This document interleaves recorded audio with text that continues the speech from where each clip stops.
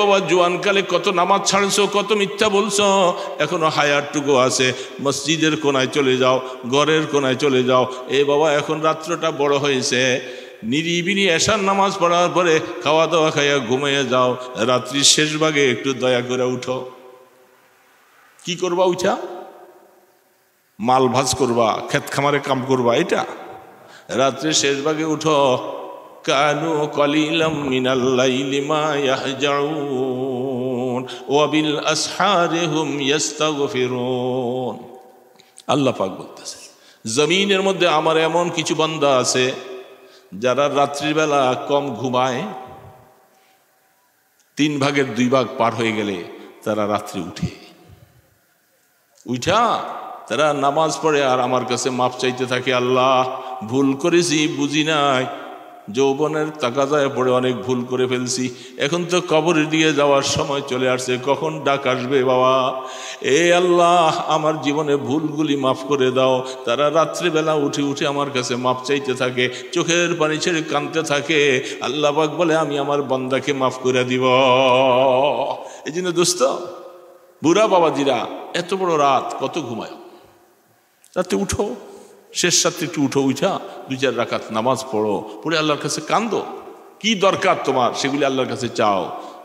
জীবনে কত ভুল করছি না, কিরে বাবা করছি না, বহু ভুল করেছি, সেগুলোর দিকে খেয়াল করে করে আল্লাহর কাছে মাপ চাইতে হবে, আল্লাহ পাকের কাছে চাইতে হবে।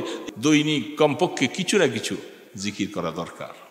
দোস্ত, সুবহানাল্লাহ, আলহামদুলিল্লাহ, লা ইলাহা ইল্লাল্লাহ, আল্লাহু আকবার, এটা পারি না আমরা সবাই? কমপক্ষে দৈনিক ফজরের পরে 100 বার, মাগরিবের পরে 100 বার, মসজিদের নামাজ পড়ে বাইরে দোকানে বসে বসে চা খায় আর গল্প করে 100 বার সুবহানাল্লাহ তাসবিহটা পড়তে কতক্ষণ লাগে? বলে এত সওয়াব, তার জন্য জান্নাতে ওই জান্নাতটা তৈরি হবে, সেইখানে একটা গাছ আছে, হাদিসে বলে, বুখারীতে হাদিস আসছেন, ওই গাছের ছায়াটা 100 বছর যদিও একটা তেজস্বী ঘোড়া যদি দৌড়াইতে থাকে এর ছায়া শেষ করতে পারবে। এই জন্য এই তাসবিহটা আমরা পড়তে পারি না। সুবহানাল্লাহ আলহামদুলিল্লাহ লা ইলাহা, বলেন আমার সাথে, সুবহানাল্লাহ আলহামদুলিল্লাহ লা ইলাহা ইল্লাল্লাহু আল্লাহু আকবার। পারবেন না চেষ্টা করলে? আরেকটা ছোট্ট সুবহানাল্লাহি ওয়া বিহামদিহি, শুধু এটুকুই, সুবহানাল্লাহি ওয়া বিহামদিহি, সুবহানাল্লাহি ওয়া বিহামদিহি। আল্লাহ পাকের নাম এবার জপলে দেখবেন যে আপনার দিল শান্তি হবে, আপনার আমল বাড়বে, ইবাদত মজা লাগবে, এবং আল্লাহ রসুলের উপরে দুরূদ। বাবা কমপক্ষে আসর থেকে মাগরিব পর্যন্ত সাল্লাল্লাহু আলাইহি ওয়াসাল্লাম, সাল্লাল্লাহু আলাইহি ওয়াসাল্লাম, সাল্লাল্লাহু আলাইহি ওয়াসাল্লাম, দেখবেন যে অল্প সময়ের মধ্যে আপনি 500 বার পড়তে পারবেন না? আখিরাতে ধনী হয়ে যাবেন। রাসূল বলছেন, যারা দুনিয়ার মধ্যে আমার বেশি বেশি দুরূদ পড়ে, কিয়ামতের ময়দানে তারা আমার তত বেশি কাছে হবে। এই জন্য গল্প গুজব করে, গীবত শাকায়াত করে করে সময় নষ্ট করব না, দোকানে বসে বসে টেলিভিশন দেখব না, বরং মদিনার নবীর উপরে দুরূদ ও সালাম পড়ব, ইনশাআল্লাহ আখিরাতে ধনী হব। দোস্ত, আল্লাহ যেন সবাইকে তৌফিক দান করেন, বলে আমিন। যখনই আপনার বাবার জন্য দোয়া করবেন, মার জন্য দোয়া করতে মনে চায়, আপনি গাড়িতে বসে আছেন, অটোতে বসে আছেন, নৈয়ার বাজারে যাবেন, হ্যাঁ গরিপুর যাবেন, অটোতে বসে বসে আপনি, অজু নাই, অসুবিধা নেই, আপনি বিসমিল্লাহ পড়ে সূরা ফাতিহা পড়েন, কুল হুয়াল্লাহু 3 বার পড়েন, আর দিলে দিলে খেয়াল করেন, হাত তোলাও লাগবে না, আল্লাহ এই সওয়াবটা আমার মা বাবার কবরে পৌঁছে দাও। আল্লাহ রসুল বলছেন, সাথে সাথে এই সওয়াব তোমার মা বাবার কবরে পৌঁছে যাবে। মা বাবাকে সওয়াব পৌঁছাইবার জন্য উত্তম পন্থা রসুল শিখিয়ে দিয়ে গেছে। কারো কাছে যাওয়া লাগবে না, হুজুর ডাকা লাগবে না, মিলাদ পড়া লাগবে না, জিলাফি লাগবে না, কিছুই লাগবে না বাবা। আপনি শুধু বসে বসে এই দোয়া আল্লাহর কাছে, আল্লাহ এই সওয়াবটা আমার মা বাবার 3 বার সূরা ইখলাস, সূরা ফাতিহা 1 বার, কুল হুয়াল্লাহ পড়েন, আর দুরূদ শরীফ 1 বার পড়েন। কিরে বাবা, এর থেকে সহজ উপায় নাই? এত সহজ না এটা? মুর্দারের মা বাবা বসে রয়েছে, আমরা বছরে 1 বার এই মৃত্যুবার্ষিকী করি। বাবা মারা গেছে, মা মারা গেছে, প্রত্যেক বছর একটা মৃত্যুবার্ষিকী করেন আমাদের দেশে। আপনাদের দেশে আছে? এই মৃত্যুবার্ষিকীর মধ্যে মানুষকে দাওয়াত দাও, একটা গরু জবাই করো, খাওয়ার আয়োজন করো, কত একটা পেরেশান। এর মধ্যে যায় যদি গোশতের টুকরো একটু কম পাইল তাহলে তো বুঝেনি, ফলনার পোলা তলনা তোর এই মেদজনী করতে কইসে কাটায়, খাওয়াইতে না পারলে কি আছে না? আছে এরকম, আমাদের দেশের কথা আমরা বলতেছি এরকম, হ্যাঁ খাওয়াইতে পারবি না, কেন করছিস? এই বাড়ি যেতে যেতে শুধু আপনার বদনামি করে গেল। তো তো কিসের এত আয়োজন, দরকারটা কি? আপনার মা বাবা আপনি 1 বছর পরে দোয়া করবেন। হায় কি আশ্চর্য! বাবা মা এখন কবরে কষ্টে আছে, এখন আপনার দিকে চাইয়া রয়েছে, ও আমার পুত এখন আমার জন্য কিছু পাঠা। আপনি এখন কিছু পাঠাইলেন, ওই 1 বছর পরে দিয়ে করবেন। এটা একটা মানুষের বোকামি। আপনি এখনই মনে চাইছে, মসজিদে নামাজ পড়ছেন, আইসা সূরা ফাতিহা ইখলাস পড়েন, রসুলের উপরে 2বার 3বার দুরূদ শরীফ পড়া, আল্লাহ আমি তো মা বাবার কিছু করতে পারি নাই, আমার মা বাবা কবরে কি আছে জানি না, কবরে সব পৌঁছে দাও। মোল্লা ডাকা লাগবো না, জিলাফি লাগবো না, মিলাদ লাগবো না, গরু জবাই করা লাগবো না, কিচ্ছু লাগবে না। সহজ না এগুলি? একজন হুজুর আনলে হুজুরে কিছু হাদিয়া দেওয়া লাগে না? মিলাদ শরীফ পড়তে হলে কি জিলাফি লাগে না? আগের জমান তো বাতাসা ছিল, কি এখন কি বাতাসা আছে? এখন বাতাসার চল নাই। মসজিদের মধ্যে আগে দেখতাম যে মাশাআল্লাহ এই সিন্নি পাক কইরা ওই কলা পাতা নিয়ে আসতো। কিন্তু বাবা আছে না নাই মসজিদের সামনে? আর বাবা এই সিন্নি নিয়ে এসে কলা গাছ, শুক্রবার আইলি কলা গাছগুলার কাইটটা সব শেষ। কেউ একটু খাইবে আবার বাড়িতে নিয়ে যাবে একটু, এটা ডাবল পাতা যোগ করে। এই জন্য কলা পাতা দিয়ে সিন্নি খাইয়া বাস মাশাআল্লাহ শুক্রবার গেলেই দেখা যায় মসজিদের আঙ্গিনায় চাটানে ওই কলা পাতা পড়ে রয়েছে সব। তো এইরকম ছিল আগের জমানায়। আর এখন ওগুলি নেই, এখন হইলো হয়তো জিলাপি উঠে গেছে আমিত্তি খাওয়াতে কি, আর নতুবা ওই গোল গোল পানি পড়ে যে নিচে দিয়া রস, আর নতুবা বিরিয়ানি পাক করতে হবে। তো এত কষ্ট খরচ, কারণ ওই বেচারা গরিব মানুষ, বাবা মা মরে গেছে, এখন তার অত টাকাও নাই। এই বেটাই আয়োজন করবো কি দিয়া? তখন তো কারো কাছে ধার লয় অথবা ঋণ করে। আল্লাহ পাক বলে কি তোর মা বাবার জন্য সব পৌঁছাইতে তোর এরকম ধার করতে ঋণ করতে হইব? আমাদের এখানে এরকম একটা ছিল, ওই বেচারা গরিব মানুষ, এখন এসে চাঁদা লইতেছে কয়েকজনের কাছে, তার মার জন্য ফত্তা খাওয়াইব 40 তোমার কে পাইছি, তুমি আসো আমরা মসজিদে দুরূদ শরীফ পড়া মুসল্লিদের নিয়ে দোয়া করে দিব, এটা তোর ওটা লাগবো না। সে কয় হুজুর তাই? আমি বলি হ্যাঁ, আমার পয়সাও দেওয়া লাগবো না, হাদিয়াও নিব আমরা, আয় আমরা দোয়া করে দিব। এখন একজন হুজুর আনবেন, আবার মিলাদ শরীফ পড়তে হইলে আবার 2-4 জন মানুষ ডাকন লাগবো না? বলেন, একে একে শুধু মিলাদ পড়া যায়? হুজুর এসে একা একা মিলাদ পড়ে দেবো? আপনাকে ডাকবে, অমুককে ডাকবে, তমুককে ডাকবে, আসেন আসেন। আর দোকানে করে কি, এই যখন মিলাদ শরীফ পড়তে যায় তখন পাশের দোকানওয়ালাকে বলে ভাই আসেন আমার দোকানে একটু মিলাদ হইব। কয় যে যান শুরু করেন আইতেছি। বলে কি বলে না, মিলাদ পড়া শেষ, এই দোয়াটা লইছে রে দৌড়তে আইসা পাশে আইসা আমি একটু আত্মা তুইলা মুরাদ দেয়, ওই এখন বৈঠা রয়েছে যান জিলাপিটা এখন দিব, লইয়া দিছে দৌড়। অথচ সেই মিলাদও নাই, দোয়া তো নাই, জিলাপির বেলায় আছে। কি ঠিক না ঠিক বলে দেখেন, কি ঠেলাঠেলি আর কি ধাক্কা ধাক্কি।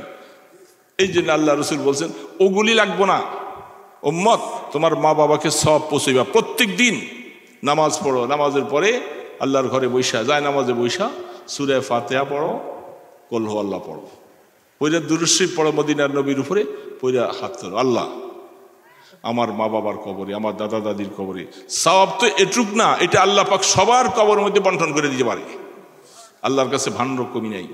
তো আমরা এই রাস্তায় গেলাম না, ওই বছরে একদিন মিলাদ শরীফ পড়াবো, হুজুর ডাক দাও, হুজুরে কিছু পয়সা দিতে হইব, জিলাপি আনতে হইব, আরো মানুষ ডাকতে হইব, আর সে বলে যে শুরু করেন আইতেছি, কিচ্ছু না। এগুলো সব ফাঁকিবাজি অবস্থা। এই জন্য বাবা এগুলি বাদ দিয়া নিরিবিলি দোয়া করো মা বাবার জন্য সবসময়, প্রত্যেক দিন। আমার মা বাবার কবরে সব পৌঁছাবে, তাদের দিল শান্তি হইয়া বলবে যে আমার ছেলে আমাকে ভুলে নাই, রুহানি দোয়া দিবে আপনাকে, আপনার অনেক উপকার হবে। বুঝে আসছে তো বাবা? চেষ্টা করবো না ইনশাআল্লাহ। আল্লাহুম্মা সাল্লি আলা মুহাম্মদ ওয়া আলা আলিহি ওয়া আসহাবিহি ওয়া বারিক ওয়া সাল্লিম। আল্লাহুম্মা সাল্লি আলা মুহাম্মদ ওয়া আলা আলিহি ওয়া আসহাবিহি ওয়া বারিক ওয়া সাল্লিম। আল্লাহুম্মা সাল্লি আলা মুহাম্মদ ওয়া আলা আলিহি ওয়া আসহাবিহি ওয়া বারিক ওয়া সাল্লিম। বেশি বেশি করে পড়বো, দুরূদ শরীফ পড়বো, মা বোনদেরকে পড়তে বলবো, নিজে বসে পড়বেন, দেখবেন ইনশাআল্লাহ অনেক উপকার হবে, অনেক ফায়দা হবে। এই জন্য দোস্ত এগুলি দিন, এগুলা দিন, রসুলের রেখে দেওয়া দিনগুলি। এখন রসুল আর আসবেন না, এগুলি আমাদেরকে দেখতে হবে। কি বলেন, কাকে দেখতে হবে? আমাদের দেখতে হবে না? এই দিনের এই যে একটা মারকাজ সুন্নাহ নাম দিস, রসুল পাক সাল্লাল্লাহু আলাইহি ওয়াসাল্লামের জীবনের সুন্নত যেখানে শেখানো হবে, সুন্নত যেখানে আমল হবে, এগুলির একটা কেন্দ্র বানানো হয়েছে। এই মাদ্রাসা, এটা রসুলের মাদ্রাসা, এটাকে দেখাশুন করা আল্লাহ পাকের উসিলে, আপনাদের উসিলে এখানে হয়েছে। এই উসিলে যে একটা কবরস্থান এখানে আছে, এই যে এখানে কতগুলি দিনই কথা, কোরআনের কথা হচ্ছে, এটার সওয়াব তারা পায় কি পায় না? বলেন না, পাইতেছি কি না? আফসোস। একটা কথা বলেছি, কথা শেষ করে দিচ্ছি। আমাদের দারুল দেওবন্দের হযরত শাইখুল হিন্দ রহমতুল্লাহ আলাইহি, ওনাকে একজন ছাত্র জিজ্ঞাসা করে,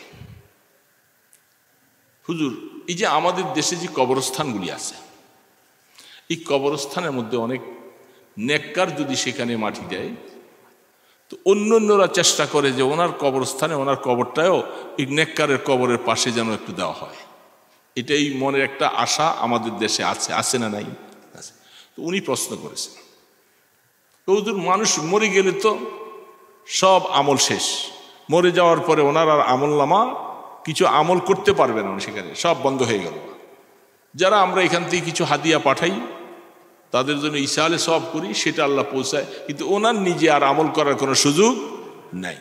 এখন সেইখানে এরকম ভালোওয়ালা আল্লাহওয়ালার কবরের পাশে নিয়ে দাফন করার জন্য কি লাভ?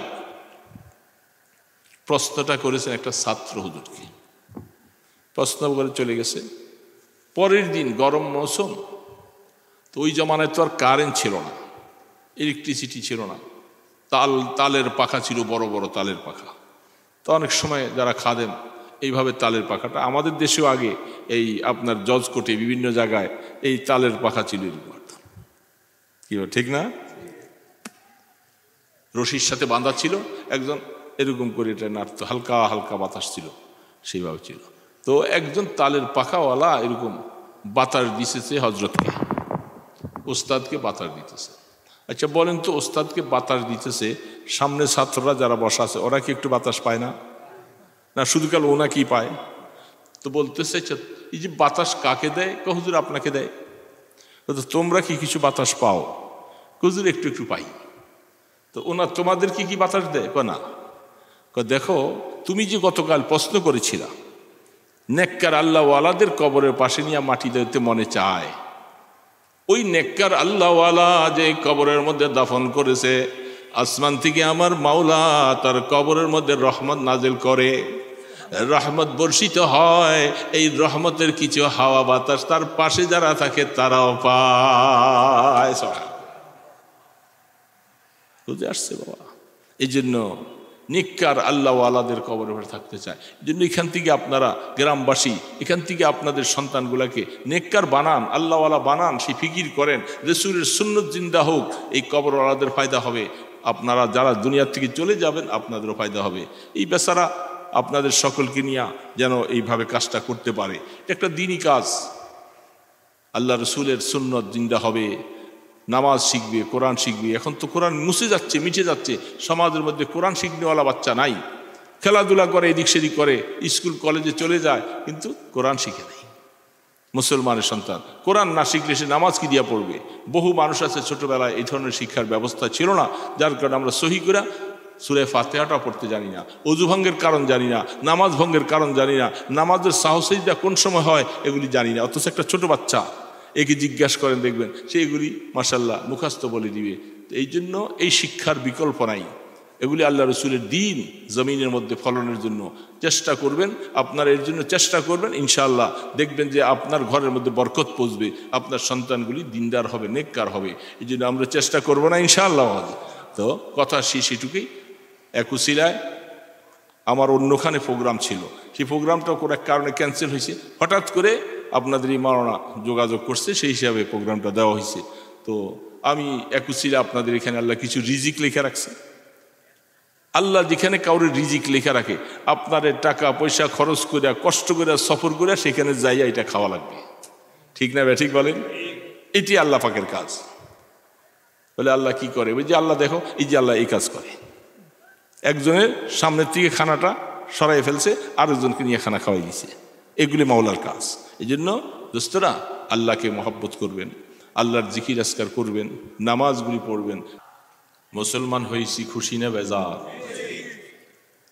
আমাদের মতো হাজারো মানুষ, লক্ষ লক্ষ মানুষ, তারা ঈমান আনতে পারেনি। আল্লাহ তাদেরকে ঈমানদার বানান নাই। এরকম কোটি কোটি মানুষ আছে না নাই? তাদের মধ্য থেকে আল্লাহ পাক মেহেরবানি করে আমাদেরকে ঈমান দিয়েছেন। আমাদের মা বাবা বাপ দাদা তারাও মুসলমান ছিলেন, আমরা তাদের উত্তরসূরি মুসলমান। যারা ঈমান পেয়েছি এটা আমাদের যোগ্যতার ভিত্তিতে ঈমান পাইনি, আল্লাহ দয়া করে দিয়েছেন। যারা ঈমান পায় নাই তাদের অযোগ্যতার কারণে নয়, তারা আল্লাহ পাকের কাছে ঈমান চায় নাই। ঈমান এমন একটা বিষয়, এটা চাওয়া লাগবে, না চাইলে আল্লাহ দিবেন না। আবু জাহাল, উতবা, সাইবা আল্লাহর হাবিবের পাশে সেই দেশে জন্ম, কিন্তু তাদের ভাগ্যে ঈমান নাই। আল্লাহ রসুল অনেক চেষ্টা করেছেন তাদেরকে ঈমান দেওয়ার জন্য, আল্লাহর কাছে অনেক চেষ্টা করেছেন, দোয়াও করেছেন। আল্লাহ সুবহানাহু ওয়া তাআলা তাদের তকদিরে রাখে না ঈমান, এই জন্য তারা কাফের অবস্থায় মারা গেছে। কিন্তু কোথায় বেলালে হাবশি,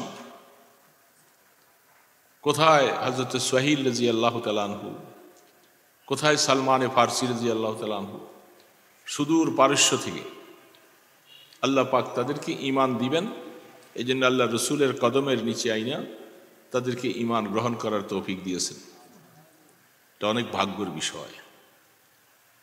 আমাদের দেশে অনেক হিন্দু আছে না, আছে না? তারা তো এরকম মানুষই, রক্ত মাংসে গড়া মানুষ। ইসলামের সৌন্দর্য তাদের চোখের সামনে, মুসলমানদের সুরত দেখতেছে, মুসলমানদের ইবাদত দেখতেছে, কিন্তু তারা ঈমানের পথে আসে না। তার মানে হলো ঈমান আল্লাহ পাকের কাছে চাওয়া লাগবে, চেষ্টাও করা লাগবে যে আল্লাহ তুমি আমাকে ঈমানের দৌলত দান করো, আমাকে ঈমানের উপরে কায়েম রাখো। এই জন্য আল্লাহ পাক মেহেরবানি করে আমাদেরকে ঈমান দিয়েছেন, এটা অনেক বড় নিয়ামত। আরেকবার শুকর জানাই সকলে আলহামদুলিল্লাহ। বাবা, ঈমানের উসিলায় নাজাত পাওয়া যাবে। ঈমান যদি না থাকে কিয়ামতের ময়দানে কি বলেন, নাজাতের কোনো সুরত, কোনো বেঈমান কাফের জান্নাতে যাবে? বলেন তো আপনারা, কি আপনাদের ধারণাটা কি? যারা ঈমান আনে নাই তারা কি কোনোদিন জান্নাতে যাবে? তারা হিসাবের আওতায় আসবে না, সব বিনা হিসাবে জাহান্নামে চলে যাবে। আর ঈমানদারের মধ্যে দুইটা দল হবে। একদল দুনিয়ার মধ্যে যারা আমরা গুনাহ করে ফেলছি, মরার আগে আল্লাহর কাছে তওবা করেছি যে আল্লাহ আমি না বুঝে গুনাহ করে ফেলছি, আমাকে মাফ করে দাও। এই একদল মানুষ। আরেক দল মানুষ তারা তওবা করার সুযোগ পায় নাই, মৃত্যু আইসা পড়ছে, এরা সাময়িকভাবে জাহান্নামে যাইতে হবে। গুনার কারণে কিছুদিন পানিশমেন্ট, জেলখানায় যাওয়া লাগবে। যাররা পরিমাণ ঈমান থাকলে আল্লাহ পাক একদিন আবার সেই শাস্তি শেষ হওয়ার পরে তাদেরকে জাহান্নাম থেকে বের করে আনবেন। বের করে আনার জন্য একজনকে আল্লাহ পাক জিম্মাদারি দিবেন। তো সেই জিম্মাদার যাকে দিবেন, ফেরেশতারা জাহান্নামের আশপাশে ঘোরাফেরা করবে। জাহান্নামের দারোগা মালিক, তার নাম মালিক। কিছু ঈমানদাররা যারা মিটমিট করে ঈমান, তাদের একটা জিনিস বুঝতে হবে, ঈমানের আলো আর আগুনের আলো দুইটা কিন্তু একরকম হবে না। ঈমানের আলোটা ভিন্ন রকম, আগুনের আলোটা ভিন্ন রকম। ঈমানের যে নূরটা থাকবে জাহান্নামের আগুনের ভিতরেও সেটা দেখা যাবে।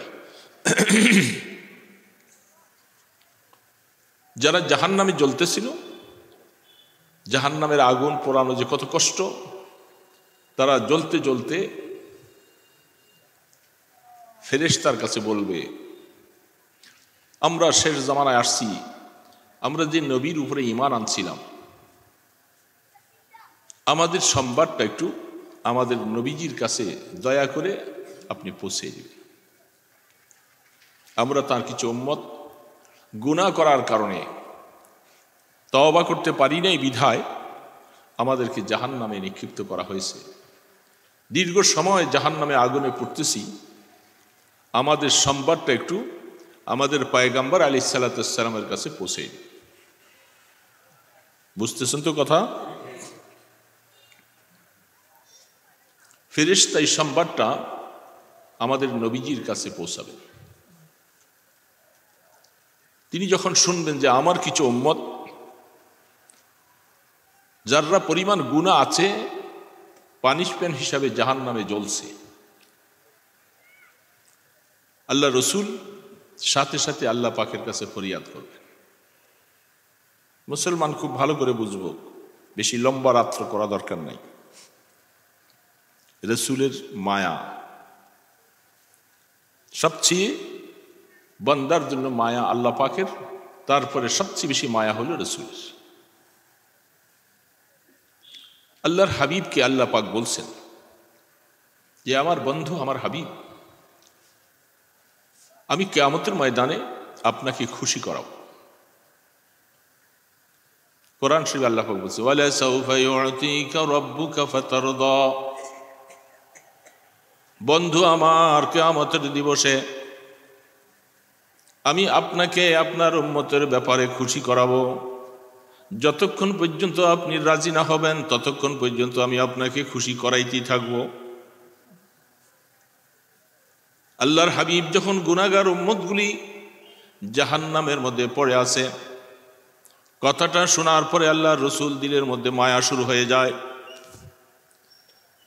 আল্লাহ, আপনি না ওয়াদা করেছেন আমাকে আমার উম্মতের ব্যাপারে আপনি আমার সুপারিশ কবুল করবেন। আল্লাহ পাকের কাছে দরখাস্ত করার সাথে সাথে আল্লাহ সুবহানাহু ওয়া তাআলা বলবেন, বন্ধু ইশফা তুশফা, আমার বন্ধু আপনি আপনার উম্মতের ব্যাপারে সুপারিশ করুন, আপনার সুপারিশ আমি কবুল করব। সুবহানাল্লাহ। রাসূল সুপারিশ করলেন, সুপারিশের সিস্টেম। আল্লাহ পাক বললেন, বন্ধু আপনাকে পাওয়ার দিয়ে দিলাম, ক্ষমতা দিলাম, জাহান্নামের পারে কিনারে গিয়া নজর করে দেখবেন মিটমিট করে ঈমানওয়ালা আপনার উম্মতের মধ্যে গুনার কারণে যারা জাহান্নামে জ্বলতেছে, আপনি এদেরকে বের করে নিয়ে আসেন, সুপারিশ করেন, আমি আল্লাহ তাদেরকে মাফ করে দিব।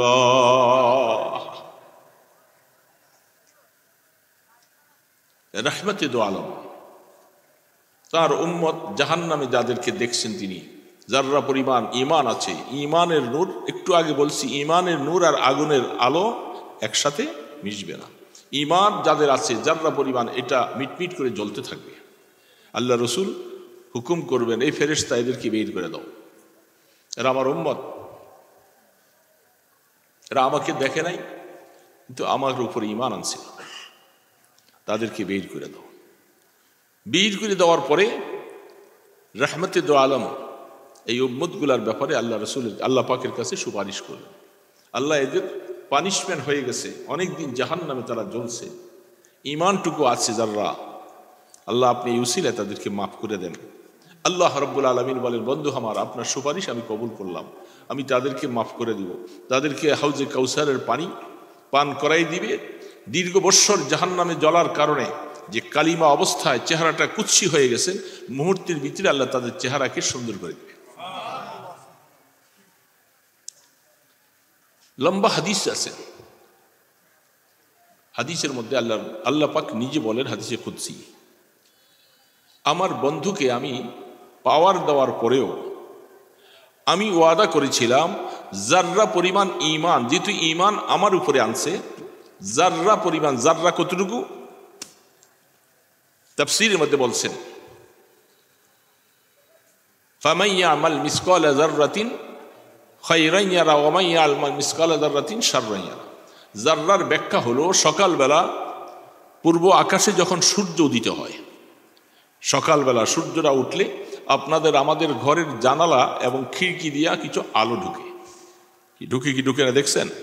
এই আলোর মধ্যে তাকাইলে দেখবেন অনেক সূক্ষ্ম বালুগুলি এটার মধ্যে নড়তেছে উঠতেছে দেখা যায়। যদি না হয় আগামীকাল দেখবেন, সূর্যটা যখন উঠবে জানালার খিড়কি দিয়া যখন আলোটা কিরণ ঢুকবে, এর মধ্যে কিছু আলোর মধ্যে কিছু ধুলা মারা এগুলি ঘুরতে থাকে।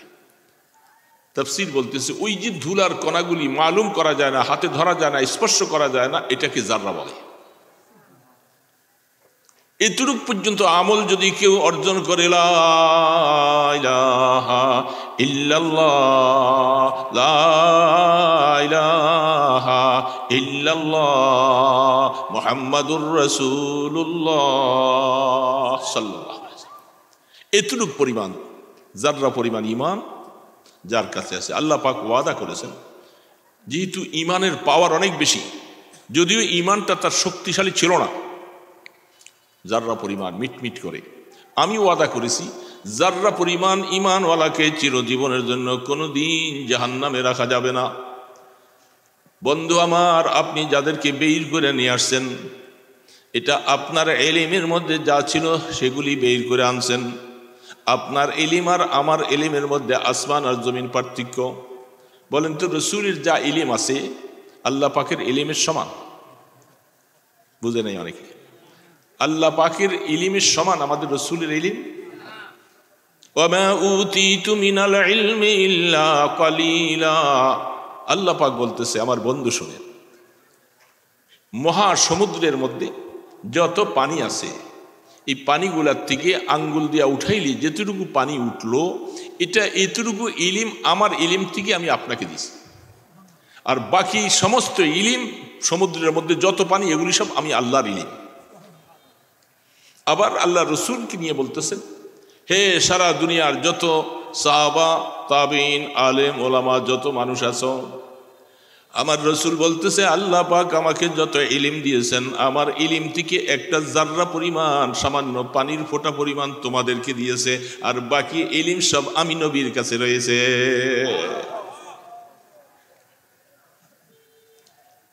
এবার আল্লাহ পাক বলেন, যেহেতু আপনার ইলিমের দৌড় আর আমার ইলিমের মধ্যে অনেক পার্থক্য, আপনাকে জিম্মাদারি দিয়েছি এদেরকে বাইর করে নিয়ে আসেন। আপনার ইলিমের নজর দিয়ে আপনি দেখেছেন যারা যারা রসুলের নজরে পড়ছে সবাইকে বের করে আনছে। আল্লাহ পাক বলেন, আমার ইলিমে এখনো যাররা পরিমাণ কিছু ঈমানদার জাহান্নামে এখনো বাকি, যেহেতু আমি তাদেরকে বের করে আনার জন্য আমার ওয়াদা ছিল, আপনাকে দায়িত্ব দিয়েছি, আপনি পাইছেন যেগুলি করেছেন। অন্যান্য নবীর উম্মতের মধ্যে হয়তো যাররা পরিমাণ ঈমানওয়ালা তারা এখনো রয়ে গেছে। সমস্ত নবীর থেকে আমাদের নবীর পাওয়ার বেশি, ঠিক না ঠিক বলেন? এটা কোরআন এবং হাদিসে ভুরি ভুরি। অন্যান্য নবী তারা ছোট নয়, বরং আল্লাহ পাক ইচ্ছা করেই আমার নবীজিকে পাওয়ার বেশি দিয়েছেন। তিলকার রসুল ফাদ্দালনা বা'দাহুম আলা বা'দ। আল্লাহ পাক বলেন, নবীদের মধ্যে আমি অনেককে অনেকের উপরে প্রাধান্য দিয়েছি। এই জন্য সমস্ত নবী রসুল থেকে শ্রেষ্ঠতম নবী রসুল হলেন আমার আপনার রসুল। কি কথা আর কি ভাগ্য, আমরা সেই নবীর উম্মত হয়েছি। শুকর আদায় করেন আলহামদুলিল্লাহ। এখন আল্লাহ রসুল, আল্লাহ পাক বলতেছেন, আপনার উম্মতের মধ্যে কেউ নাই, আপনি এদেরকে বের করে আনছেন। হয়তো অন্যান্য নবীর উম্মতের মধ্যে যাররা পরিমাণ ঈমান থাকতে পারে। নূহ আলাইহিস সালাম 950 বৎসর দাওয়াত দিয়েছেন। কতশো বৎসর বাবা? 950 বৎসর। কোরআন বলছে 950 বৎসরের মধ্যে মানুষ 8 জন থেকে 9 জন। কত কঠিন ছিল তারা, কঠিন ছিল না? এত নির্যাতন করেছেন তার উপরে, এত আঘাত করেছেন। নির্যাতন করতে করতে করতে করতে তাকে গলার মধ্যে রশি লাগাইয়া মাইরা ফেলছে, টাইনা জঙ্গলে ফেলে দিয়ে আসছে। নূহ আর নেই, বেঁচে গেছে। এই ঈমানের জন্য আল্লাহ পাক তার নবীকে নূহকে আবারও জীবিত করাইয়া সুন্দর করে সুস্থ বানাইয়া বলতেছে, নূহ দাওয়াতের কাজ শেষ হয় নাই, আবারও তাদের কাছে যাও। দেখছেন দাওয়াত কত গুরুত্বপূর্ণ জিনিস। কাফেরকে অমুসলমানকে মুসলমান বানানো কত গুরুত্বপূর্ণ বিষয়।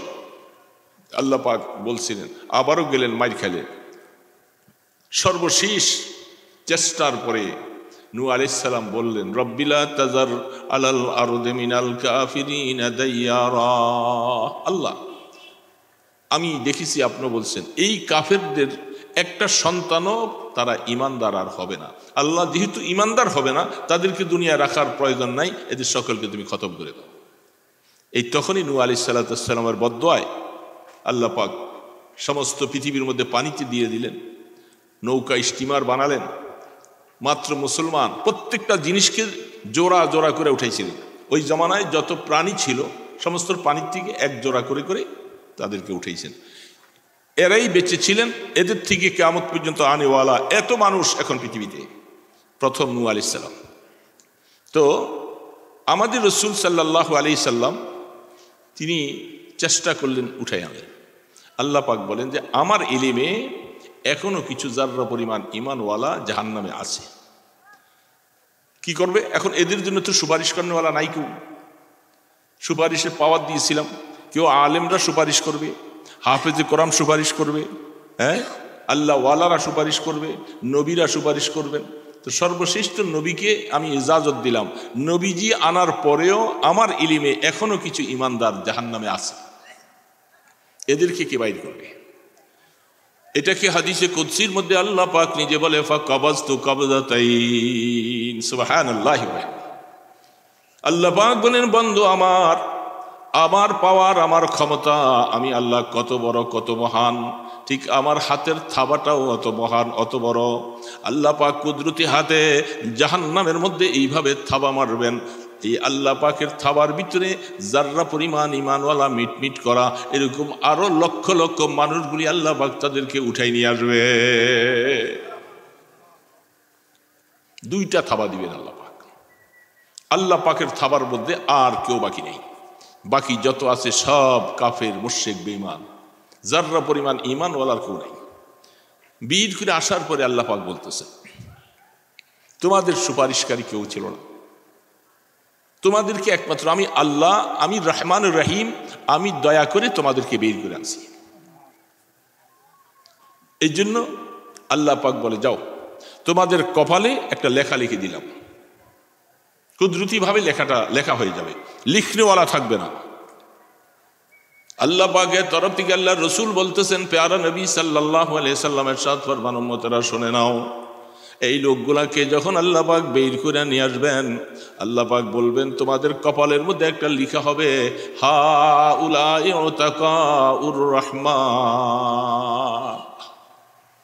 এরা কারা? যাদেরকে আমি বের করে নিয়ে আসছি।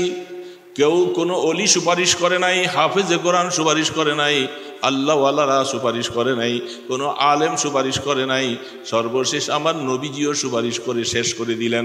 এদেরকে বাইর করার জন্য একমাত্র আমি আল্লাহ, এই জন্য লিখে দিলাম তোমরা হইলা ওই সমস্ত লোক যাদেরকে আমি রহমান, আমার রহমতের দ্বারা আজাদ করে আনছি।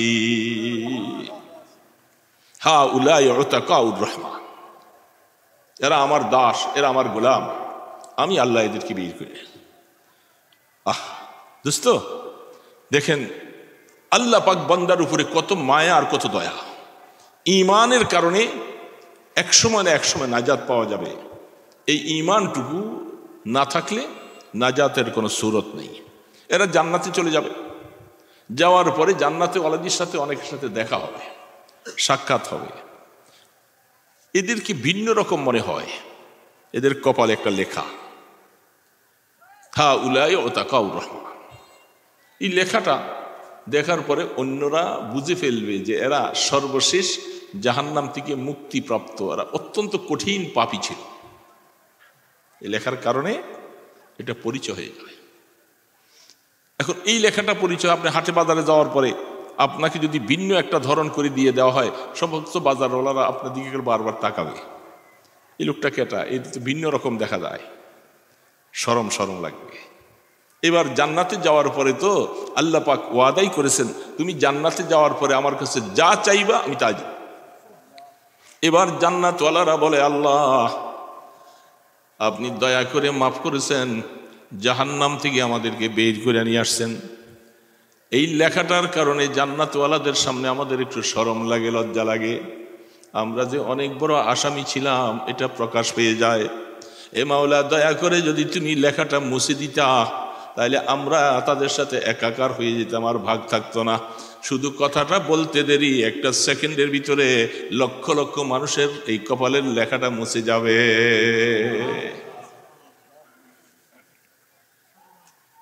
আল্লাহর হাবিব রহমতে দো আলম, তাকে কাফেররা চিনে নাই, আবু জেহেল, উতবা, সাইবা চিনে নাই। কষ্ট দিয়েছে।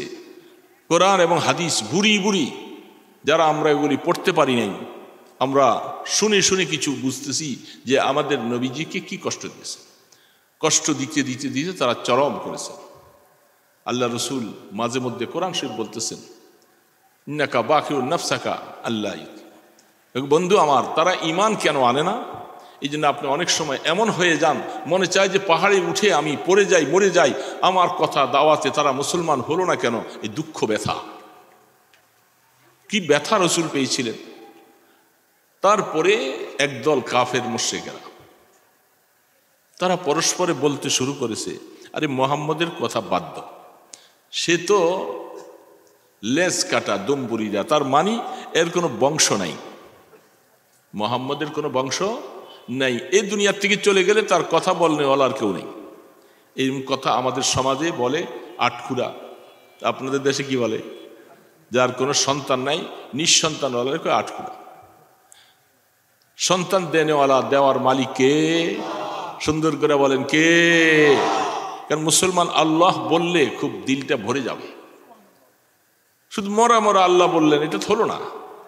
আপনি মহব্বতের সাথে ভালোবাসা নিয়ে আল্লাহকে ডাকবেন। তো সন্তান দেওয়ার মালিক।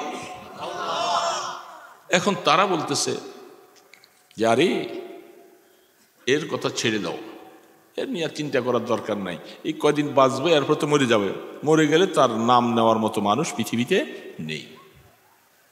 কাফেররা বলতেছিল, বলা বলি করে সবাই। রসুল শোনার পরে মনে কষ্ট লাগে।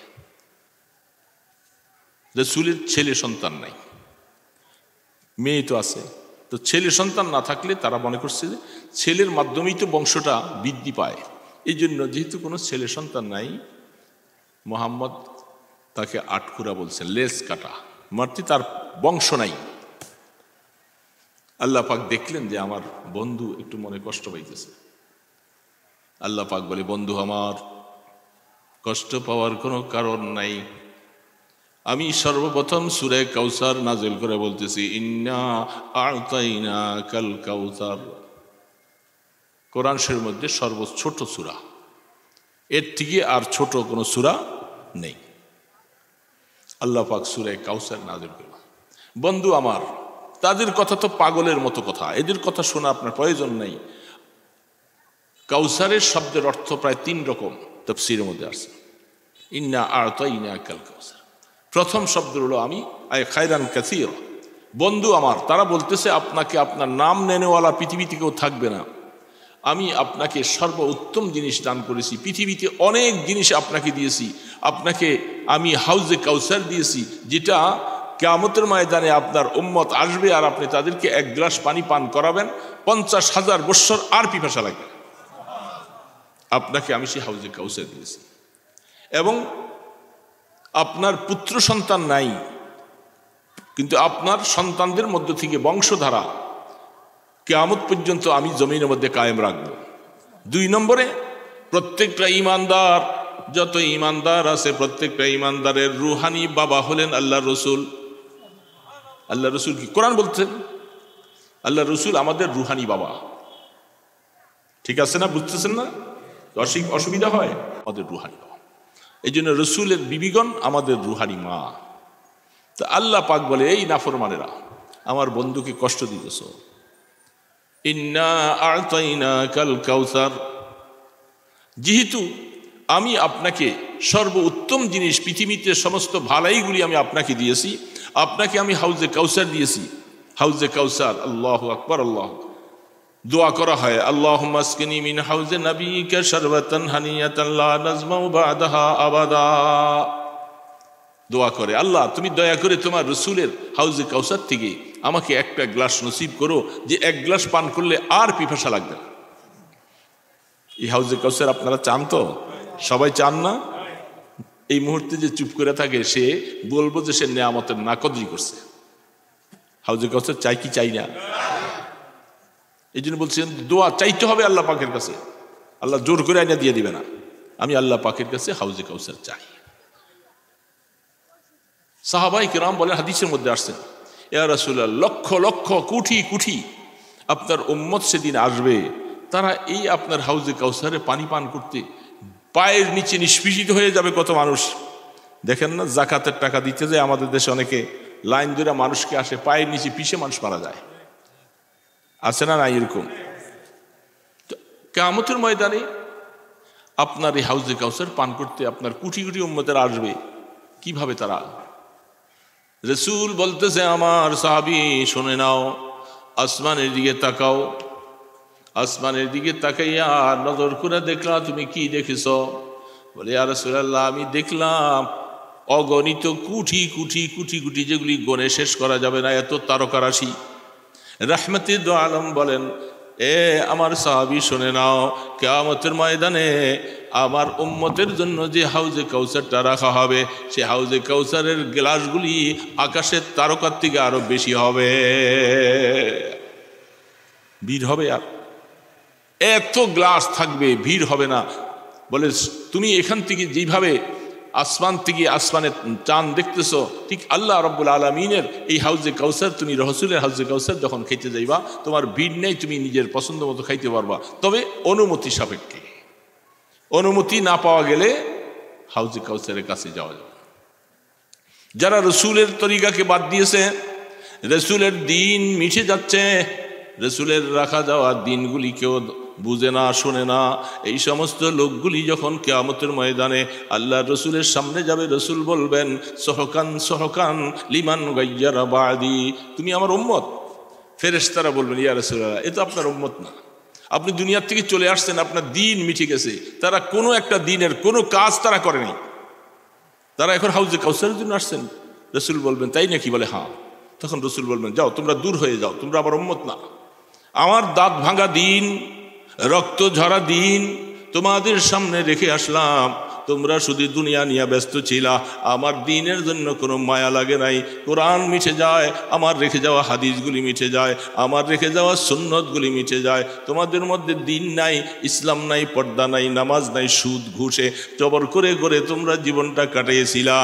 এ উম্মতেরা, এই দিন কায়েম করতে আমার দাঁতের গুলি ভেঙেছে, আমার মাথা রক্তরঞ্জিত হয়েছে, খাবার নেখিয়ে পেটের মধ্যে 3টা পাথর বেঁধেছিলাম, সেই দিন রেখে আসলাম, দিনের প্রতি তোমাদের কোনো মায়া ছিল না।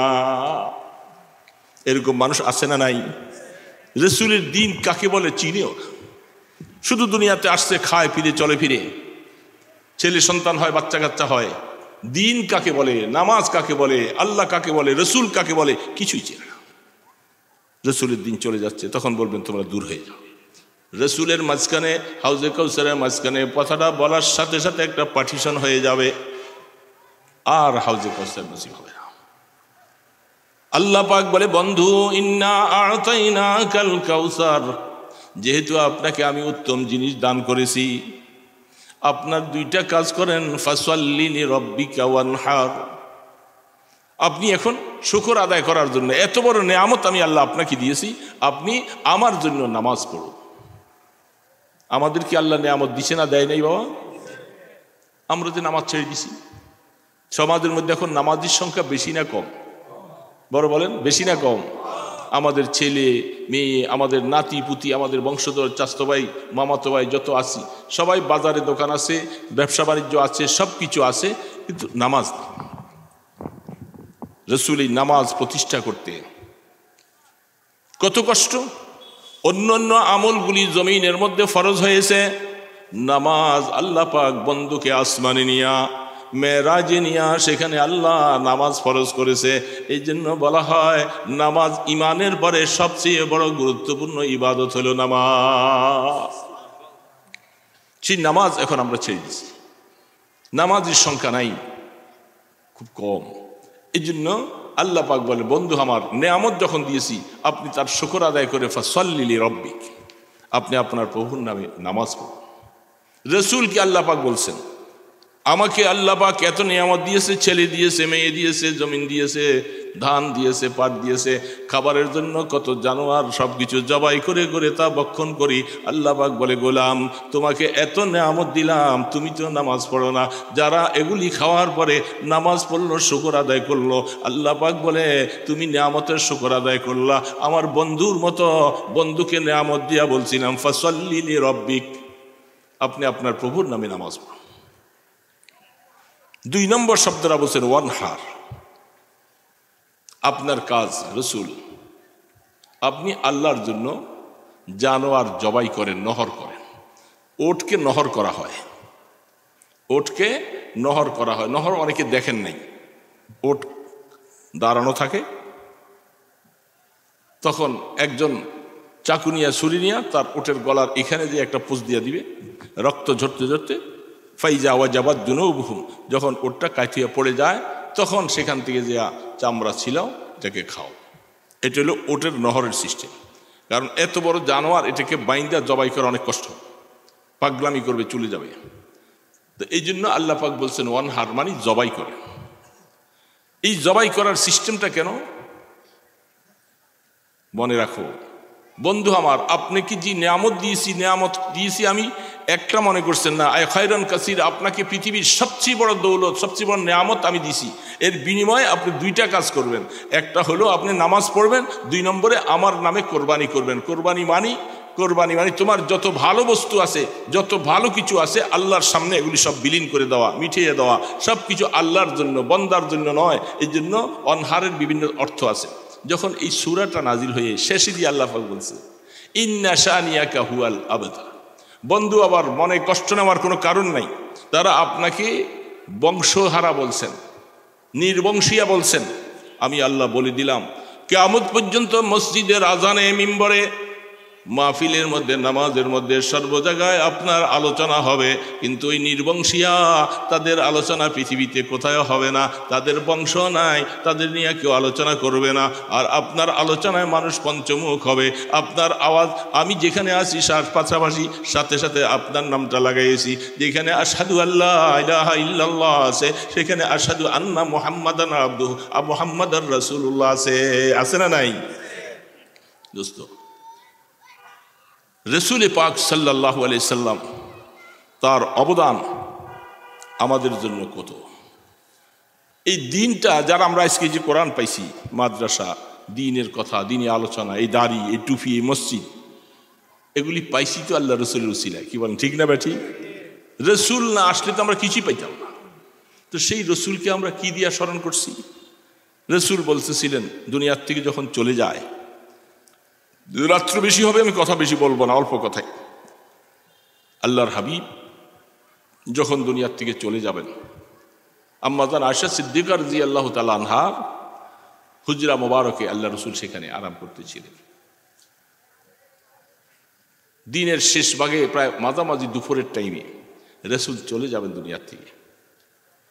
রসুল বলতেছেন, আয়েশা, একটু তোমার এই জানালার পর্দাটা একটু সরাও, আমি একটু দেখি আমার সারা জীবনের মেহনত, আমার উম্মতগুলি নামাজের কাতারে ফজরের নামাজ পড়তেছে, আমি দেখে আমার প্রাণটা একটু ঠান্ডা করি।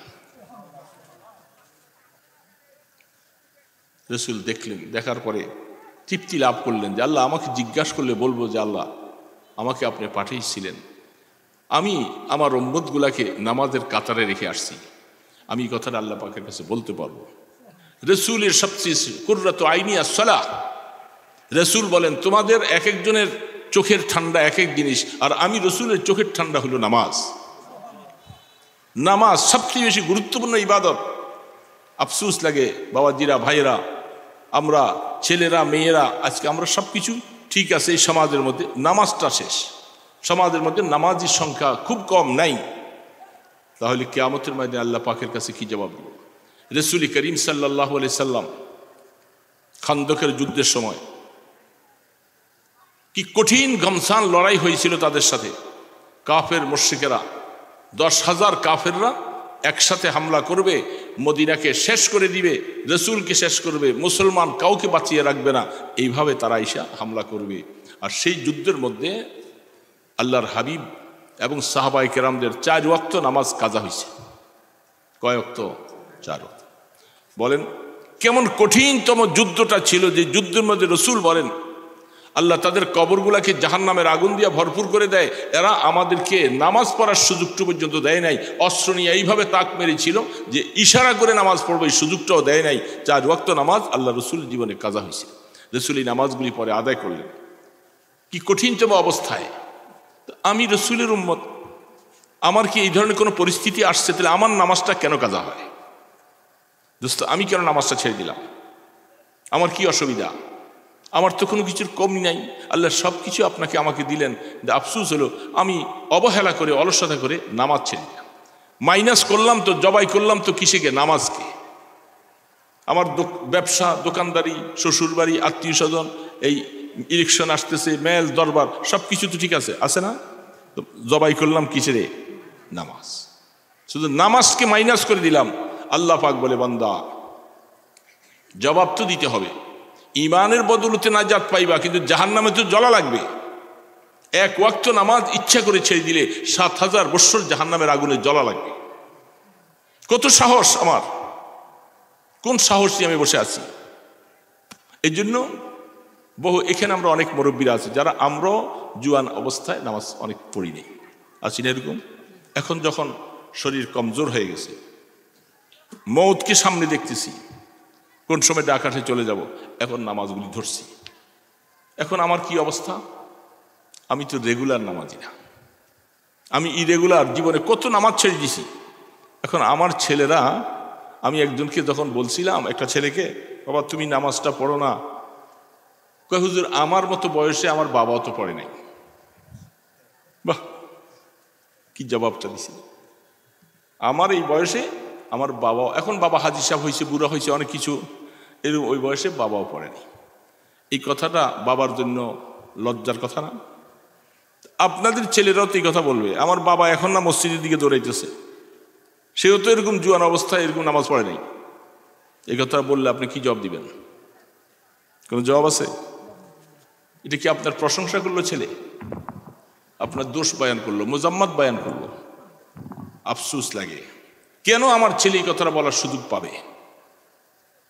তার মানে আমি ছেলেকে বলার সুযোগ দিয়েছি, নামাজ পড়িনি। আমি যদি নামাজি হয়ে যেতাম তাহলে আমার ছেলে আজ এই কথা বলতে পারতো না। এই জন্য ইমানদার ভাইরা, রসুলকে ভালোবাসা এক জিনিস, রসুলের তরিকারকে, সুন্নতকে আমল করা, রসুলের আদেশগুলি পালন করা সেটা ভিন্ন জিনিস।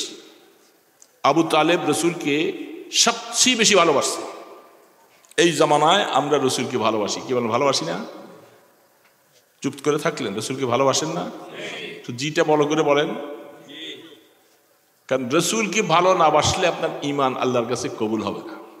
এখন ভালোবাসাটা মানে কি আবু তালেবের মতো?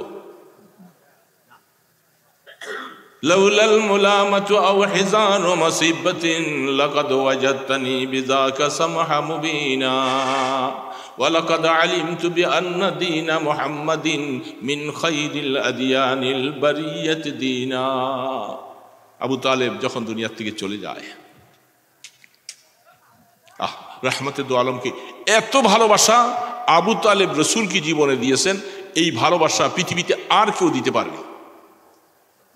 এত ভালোবাসা, এগুলি বললে রাত শেষ হয়ে যাবে, তারপরেও সামান্য বলা হবে। আবু তালেব রসুলকে কি ভালোবাসা আছে! এই কাফের মুশরিকেরা আল্লাহর বন্ধুকে নির্যাতন করতে করতে যায় অবস্থায় 3 বৎসর শেয়াবে আবি তালেবের মধ্যে বন্দি অবস্থায় তার ছেলে মেয়ে আত্মীয় স্বজন যারা আছে, বনি হাশেমের লোকগুলি, তারা সকলে তাদেরকে বলছে ওই উপত্যকায় থাকবে।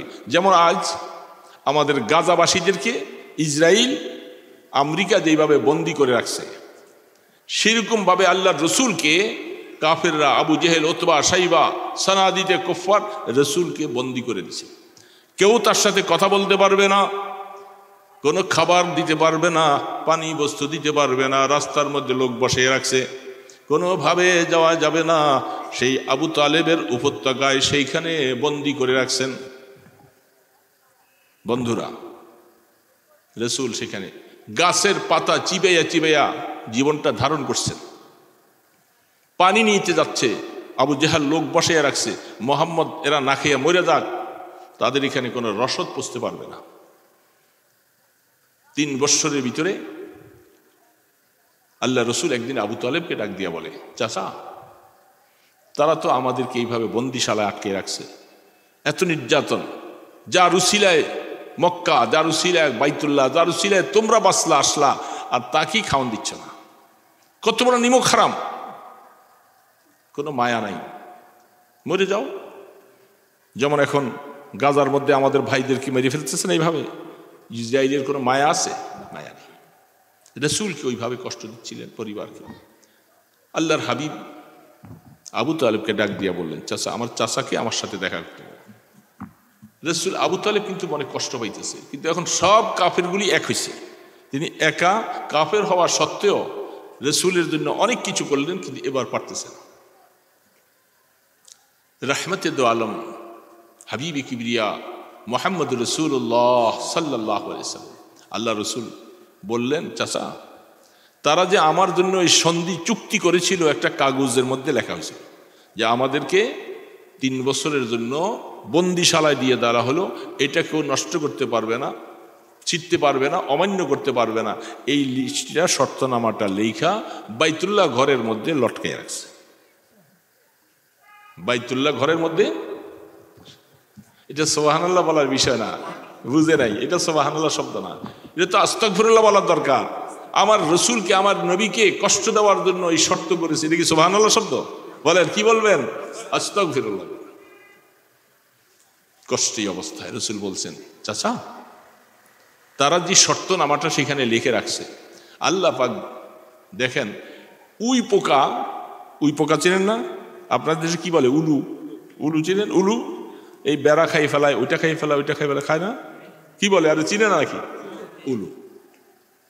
আল্লাহ পাক বাইতুল্লাহ ঘরের ভিতরে উলু সৃষ্টি করে দিছে। ওই যে লেখাটা ছিল, যেটা লটকানো, উই পোকা ঢুইকা এটা খাইতেছে, খাইয়া খাইয়া সব শেষ। শুধু এর মধ্যে আল্লাহর নামটা যেটা আছে, এটা ছাড়া আর কিছু নেই, সব খেয়ে ফেলছে। সুবহানাল্লাহ। এবার সুবহানাল্লাহ বলেন, মন ভরে বলেন সুবহানাল্লাহ। শেষ করি। এই কথা রাসূলকে জিবরিল আলাইহিস সালাম জানাইছে। কে জানাইছে? জিবরিল আলাইহিস সালাম। দেখা আল্লাহ রসুলকে বলছেন, ওগো বন্ধু, এই ঘটনা। আল্লাহ রসুল বলেন, তাই নাকি? বলে, হ্যাঁ। আবু তালেবকে ডেকে আনছে। আবু তালেব, চাচা আমার, আপনাকে একটা সংবাদ শুনিয়ে দেই। তারা এই শর্তটা যে তৈরি করে দিয়েছে, দেখেন, এই শর্তটার মধ্যে আমার আল্লাহ পাকের নাম ছাড়া এটা সব খেয়ে শেষ করে ফেলছে। এই কথাটা আপনি তাদেরকে জানান। তারাও দেখে না, রাসূল তো দেখার প্রশ্নই আসে না। আবু তালেবের সাথে কাফেরদের সাথে খুব কথা কাটাকাটি। বলে, না, এটা হতে পারে না। উই পোকা আসবে কোত্থেকে এখানে বাইতুল্লাহ ঘরের মধ্যে? উলু আসবে কোত্থেকে? এটা তুমি একটা অবাস্তব কথা বলতেছো। বলেন। আবু তালেব আবার দৌড়ে গেছে, ভাতিজা, তুমি যেই কথা বলছ, যদি কথাটা সঠিক না হয় তাহলে মুসিবত না? আমি যেহেতু এই কথাটা তাদেরকে জানাবো, যদি কথাটা ভুল হয়, সঠিক না হয়, তাহলে তো পানিশমেন্ট বেশি হবে। আল্লাহর রসুল হাত দিয়া বলতেছে, চাচা আমার, আল্লাহর জাতের উপরে বিশ্বাস করে, ভরসা করে আমি বলতেছি, আপনি তাদের সাথে চ্যালেঞ্জ করেন। যদি আমার ভাতিজার কথা যদি মিথ্যা হয়, 3 বছরের জায়গার মধ্যে আরো 10 বছর আমি এইখানে বন্দিশালায় থাকবো। আর যদি আমার ভাতিজার কথা যদি বাস্তব হয়, তাহলে তার বন্দিশালা শেষ করে এখনই তাদেরকে বের করে আনতে হবে। দেখছেন, আবু তালেবের একটু সাহস হয়েছে। ভাতিজা তো জীবনে কোনো তো মিথ্যা বলে না। আমি তো ভাতিজাকে অনেক যাচাই বাছাই করে দেখলাম, জীবনে একটা জাররা পরিমাণ মিথ্যা আমার ভাতিজার জবানে আসে নাই কোনোদিন। তো ভাতিজা এখন যা বলছে, আসলে এটা বাস্তবই হবে। সবাইকে ডাকছে, এই নেতাজির আসো, তোমরা যেই শর্তনামাটা লটকাইছিলা, এটা দেখো উলু খাই ফেলছে। না, বলে, তাহলে আমি চ্যালেঞ্জ করলাম তোমাদের সাথে, যদি আমার ভাতিজার কথা যদি মিথ্যা হয়, তাইলে আমি তোমাদের হাতে আরো 3 বছর বন্দি করে দিই। আর যদি আমার ভাতিজার কথা যদি সত্য হয়, তোমাদের চুক্তিনামাটা ফেরে ফেলো। আমার ভাতিজাকে এই মুহূর্তে মক্কার ভূমিতে নামায় আসতে বাধ্য হইবা কিনা বলো। আবু জেহেল, কাফের মুশরিক, তাদের হালাত আর রসুলের হালাত কি এক? রসুল তো যা বলছেন, কিন্তু সেও, আবু তালেব, সেও কিন্তু কাফের, কিন্তু ভাতিজার কথাটা দিলে বিশ্বাস হয়েছে। সবাই চুক্তিনামা শেষ হওয়ার পরে বলে, চলো এবার বাইতুল্লাহ ঘরের মধ্যে যাইয়া ওইটা দেখব। কাফেররা মনে মনে খুশি, আরো 3 বছর আটকাইতে পারবো, কারণ এটা একটা অবাস্তব কথা বলছেন। বাইতুল্লাহ ঘরে আবার উলু পোকা আসবে কোত্থেকে? এটা মোহাম্মদ একটা অবাস্তব কথা বলছে। হাদিস খুলে দেখেন, রাসূল করিম সাল্লাল্লাহু আলাইহি ওয়াসাল্লাম মনের মধ্যে সানন্দ, চাচা আমার তাদের সাথে বসেন, একসাথে মিলে যাইতেছে। ওইটা যখন নামাই আনছে বাইতুল্লাহ ঘর থেকে, নামাই আমার পরে নেতাগর সামনে যখন দিয়েছেন, আল্লাহ কসম বা খোদা, আমার রসুল যা বলছে হুবাহু তা পাওয়া গেছে। সুবহানাল্লাহ। আল্লাহর নামটা সারা সেখানে আর কোনো কিছুর নাম নাই, সব খেয়েছে। উলু পর্যন্ত বুঝলো এই নামটা আমার আল্লাহর, ওই নামগুলি ওগুলি লেখাগুলি তাদের। আর আল্লাহ পাক বলে সব পাওয়ার ক্ষমতা আমার। এই উই পোকাকে কে বুঝাইলো যে এই নামটা আমার আল্লাহর? এহে আফসুস, মুসলমান এই আল্লাহ শব্দ বলতে পারো না। নামাজ যদি তুমি পড়তা তাহলে কমপক্ষে আল্লাহু আকবার শব্দটা জীবনে বলতা, দিনে কয়েকবার বলতা, রুকুর সময়, সেজদার সময়, নিয়ত বাঁধার সময়। এমন কপাল পোড়া হইলা রে মুসলমানের সন্তান, একটু সারা দিনে আল্লাহ শব্দটা বলা তোমার নসিবে হলো না। তুমি কপাল পোড়া মুসলমান, কি মুসলমান হয়ে যা। এ যুবক, কতদিন জুয়ানি থাকবা? এই লোকগুলি, তোমার বাবা যদি ভুল করে থাকে তুমি কেন ভুল করবা? এই কথা বলে কেন বাবাকে তুমি লজ্জা দিবা? তুমি ভালো হয়ে যাও, যে তোমার সন্তানরা যেন এই কথা বলতে না পারে যে আমার বাবাও নামাজ পড়ে নাই। তুমি ভালো হও, তাহলে তোমার সন্তানরা এই কথা বলবে না। তুমি যেরকম বাবার ব্যাপারে বলো, আমার বাবাকে দেখছি সেও তো জুয়ানি অবস্থায় নামাজ পড়ে নাই। রাসূল করিম সাল্লাল্লাহু আলাইহি সাল্লামের খবরটা যখন বাস্তব হয়ে যায়, আবু তালেব মনে মনে খুশি, কাফের হওয়ার পরও মনে খুশি যে আমার ভাতিজা বন্দিশালা থেকে মুক্তি হওয়ার সময় আসছে। এই ভাতিজার রব, বাইতুল্লাহর রব, তিনি যা করেছেন বাস্তব করেছেন। সবার চেহারাটা মলিন হয়ে যায়। কপাল পোড়া হওয়ার কারণে এত বড় সুন্দর শর্তটা রসুল যা বলছেন হুবাহু পাওয়া যাওয়ার পরে উচিত ছিল, আসো আর মোহাম্মদের সাথে দুশ্মনী নয়, চলে যাও সবাই একসাথে মিলে মোহাম্মদের কলেমাটা পড়ি। দরকার ছিল না? কপালে নেই, হেদায়েত নেই। এই আবু তালেব এত কিছু করছে। রসুল বলছেন যে আবু তালেব আমার চাচা আমার জন্য জীবনে যা করছে, যত ভালোবাসা আমাকে দেখাইছে, পৃথিবীতে এই ভালোবাসা আর কেউ দেখাইতে পারেনি। মওতের সময় আবু তালেব চলে যাবে। আবু জাহাল এক পাশে, উতবা সাইবা এক পাশে, রহমতের সাগর নিয়া মুহাম্মদ রাসূলুল্লাহ এক পাশে। তিনি বলতেছেন জীবনের শেষ মুহূর্ত যদি হয়, আমি যদি চেষ্টা করে আমার চাচার জবান থেকে একটা বার যদি লা ইলাহা ইল্লাল্লাহ কলেমাটা বলাইতে পারি, আমি আমার চাচার জন্য সুপারিশ করব, চাচাকে কোনোদিন জাহান্নামের আগুন স্পর্শ না করে। রাসূল দৌড়ে গেছেন, পাশে বসছেন, আরেক পাশে ওই দিয়ে চাচাকে বলতেছেন, চাচা চলে যাবেন এখন মৃত্যুর সন্নিকটে, একটা বারের জন্য আপনি একটু কলেমাটা পড়েন। আবু তালেব একবার ভাতিজার চেহারার দিকে তাকায়, আরেকবার সর্দার নেতাদের চেহারার দিকে তাকায়, বারবার করে তাকাইতেছে। রসুল দোয়া করতেছে। দেখেন আল্লাহ রসুল, আল্লাহর হুকুম ছাড়া রসুলের দোয়াও কাজ হয় না। চেষ্টা করতেছে না? ইন্নাকা লা তাহদি মান আহবাব। আল্লাহ পাক কোরআনের মধ্যে বলছেন, বন্ধু আপনি দোয়া করলে কি হবে, আমি আল্লাহ তার হেদায়েত চাই না। আবু তালেব নেতাজিরা বারবার বলতেছে, এই আমাদের নেতা, সারা জীবন বাপদাদার ধর্মের মধ্যে থাকলা, এখন শেষ টাইমে এই ভাতিজার কলমা পড়ে মরবা, সারা জীবন মানুষ তোমাকে ছি দিবে বলে, আয় হ্যাঁ কেমন নেতা ছিল, এটা বুঝে শুনে চিন্তা ভাবনা করো। এমন সময় আবু তালেব ভাতিজার চেহারার থেকে নেতাগো চেহারার দিকে ফিরেয়া তখন বলতেছে, ওয়ালাকাদ আলিমতু বিআন্না দীনা মুহাম্মাদিন মিন খাইরিল আদিয়ানিল বারিয়াতি দীনা। আমি নিশ্চয়ই জানি আমার ভাতিজার ধর্মটা অত্যন্ত ভালো, সব ধর্ম থেকে উত্তম। তবে আমি এটা জানি, লাউলাল মুলামাতু আও হিজারু মুসিবাতিন লাকাদ ওয়াজাদতানি বিযাকা সামহা মুবিনা। আমি যদি এই কথার আশঙ্কা না করতাম, দুনিয়ার থেকে চলে যাওয়ার পরে মানুষ আমার উপরে বদনামি করবে, বাপদাদার ধর্ম ছেড়ে দিছে, এই আশঙ্কাটা না হলে আমি ভাতিজা তোমার কলেমাটা পড়ে নিতাম। এই কথা বলা শেষ, চক্ষুটা বন্ধ হইয়া যায়। ঈমান নসিব হলো না। রাসূল চোখের পানি ঝাড়তে ঝাড়তে মনের ব্যথা নিয়ে বেরিয়ে আসে, সারা জীবন চাচা আমার জন্য এত কিছু করলো, কিন্তু আমি চাচার জন্য কিছু করতে পারলাম না। মনের এত ব্যথা। এরা খুশি, কাফেররা খুশি।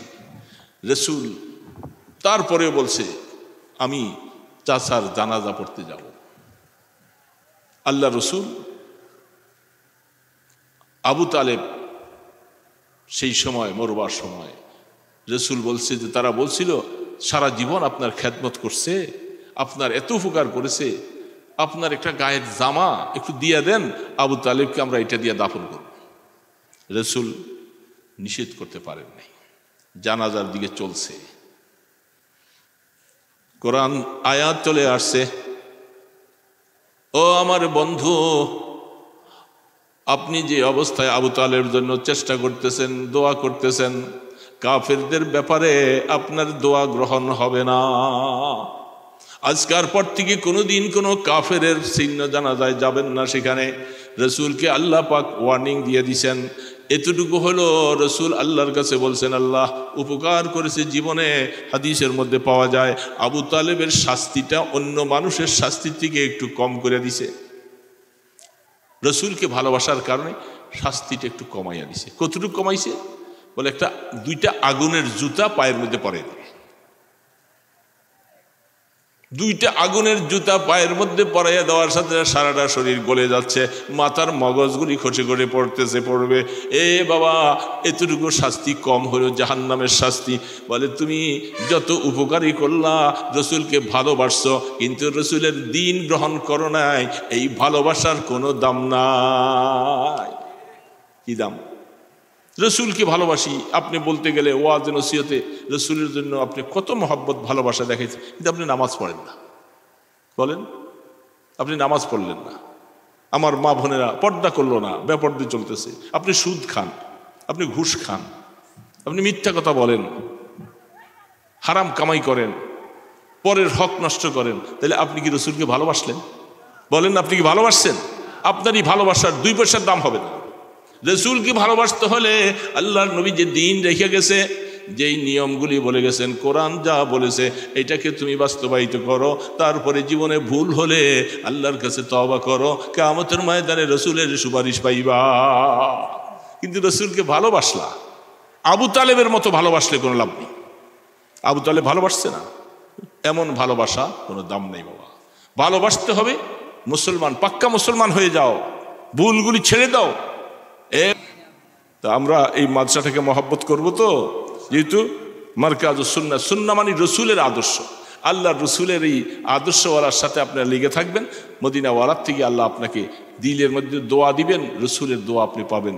আল্লাহ সুবহানাহু ওয়া তাআলা যেন সকলের মেহনতগুলাকে কবুল করেন, মাদ্রাসাকে যেন কবুল করেন, আমাদের প্রত্যেকের যত পেরেশানি আছে দূর করে দেন। প্রত্যেকে সূরা ফাতিহা একবার পড়েন, কবরবাসী যেহেতু এখানে আছে তাদের সকলের রুহের দিকে খেয়াল করে সূরা ফাতিহা একবার, কুল হুয়াল্লাহ 3 বার পড়েন, আর দলিয়ে দিলে খেয়াল করি মুর্দাদের কবরে যেন সওয়াবটা পৌঁছে যায়।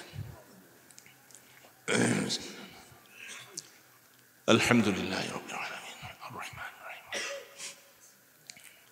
ইহদিনাস সিরাতাল মুস্তাকিম গায়রিল মাগদুবি আলাইহিম ওয়া লাদ-দাল্লিন কুল হুয়াল্লাহু আহাদ কুল হুয়াল্লাহু আহাদ কুল হুয়াল্লাহু আহাদ।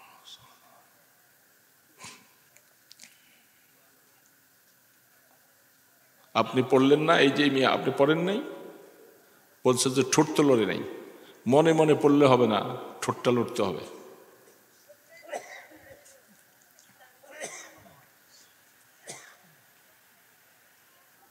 আলহামদুলিল্লাহি রাব্বিল আলামিন والصلاة والسلام على أشرف الأنبياء والمرسلين.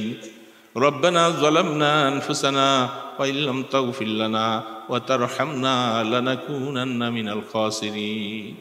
ربنا فاغفر لنا ذنوبنا وكفر عنا سيئاتنا وتوفنا مع الأبرار.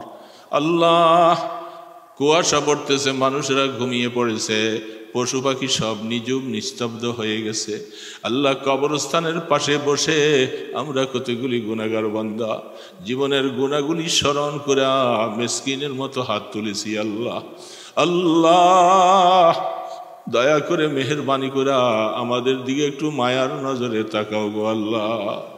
এ মাওলা, মদিনার রসুলের দুয়ারে কোটি কোটি দরুদ সালামের হাদিয়া পাঠাইলাম। আল্লাহ, রওজা পাকে আমাদের ভালোবাসার সালামগুলি পৌঁছাইয়া দাও। আল্লাহ, জীবনে যত গুনাহ করলাম দয়া করে মাফ করে দাও গো আল্লাহ। কবরে ডাক দেওয়ার আগে আগে গুনাহ মাফ করে দাও আল্লাহ। দৈনিক নতুন নতুন কত গুনাহ করতেছি আল্লাহ, সব গুনাহ থেকে তওবা করতেছি। নসুহাতান কবুল করে আমাদেরকে মাফ করে দাও। আমাদের নেক আমলের সওয়াবগুলি আমাদের মা বাবার কবরে পৌঁছাইয়া দাও। এতিমের মতো মা বাবা কবরে শুয়ে আছে গো আল্লাহ। জীবনে আমাকে কত কিছু রেখে গেছে, কত কিছু দিয়ে গেছে আল্লাহ। নিজে না খেয়ে ছেলেকে খাওয়াইছিল আল্লাহ। আমার এই প্রাণের মা বাবা কবরে যদি কষ্টে থাকে দয়া করে মাফ করে দাও আল্লাহ। আমাদের ছেলে মেয়ে বিবি বাচ্চা সবাইকে মাফ করে দাও। আমাদের দাদা দাদি নানা নানি সবাইকে মাফ করে দাও। মুসলমানের সন্তান যারা কবরে, আল্লাহ কাউকে আযাব দিও না আল্লাহ। তারা কবরে কিছু করার মতো ক্ষমতা নাই। আমাদেরকে এখনো বাঁচিয়ে রাখছো, আমাদের নেক আমলের সওয়াব তাদের কবরে পৌঁছাইয়া দাও। কিয়ামতের ময়দানে মা বাবাকে নিয়া, ছেলে মেয়ে বিবি বাচ্চাকে নিয়া একসাথে জান্নাতে যাওয়ার তৌফিক দান করে দিও আল্লাহ। ইয়া আল্লাহ, এই পাশে কবরস্থান মুর্দারেরা শুয়ে আছে আল্লাহ। এই কবরস্থানে যারা আছে সবার কবরে সওয়াব পৌঁছাইয়া দাও আল্লাহ। তাদের সবাইকে মাফ করে দাও। এ মাওলা, কখন কার মৌত আসবে জানি না আল্লাহ। মসজিদের পালকিটা আসার আগে আল্লাহ আমাদেরকে তুমি মাফ করে দাও আল্লাহ। ইমানের মৌত দান করিও আল্লাহ। আল্লাহ, এই মাদ্রাসা কবুল করে লাও আল্লাহ। মাদ্রাসা কবুল করে লাও আল্লাহ। তোমার নবীর সুন্নত জিন্দার নামে মাদ্রাসা করেছে আল্লাহ। এলাকার মানুষের মহাব্বত লাগাইয়া দাও আল্লাহ। আল্লাহ, মাদ্রাসার উসিলায় আমাদের ছেলে মেয়ে ছোট বাচ্চাগুলাকে দিন শিখার তৌফিক দিয়া দাও। আমাদের মা বোনদেরকে দিন শিখার তৌফিক দিয়া দাও। আমাদের মধ্যে যারা অসুস্থ আছে সবাইকে শিফা দান করে দাও। মুসিবতওয়ালাদের মুসিবত দূর করে দাও আল্লাহ। আল্লাহ, রোজগারের মধ্যে বরকত দান করে দাও আল্লাহ। মানুষের মুখাপেক্ষি করো না, তুমি আমাদেরকে দয়া করে হালাল রিজিকের মধ্যে বরকত দিয়া দাও আল্লাহ। আপনার হাবিবের কদম মোবারকের উসিলায়, আপনার ইসমে আজমের উসিলায় দোয়াগুলি কবুল করে লাও। সাল্লাল্লাহু তাআলা আলা খায়রি খালকিহি মুহাম্মাদিন ওয়া আলা আলিহি ওয়া আসহাবিহি আজমাইন বিরহমাতিকা ইয়া আরহামার রাহিমিন। আসসালামু আলাইকুম।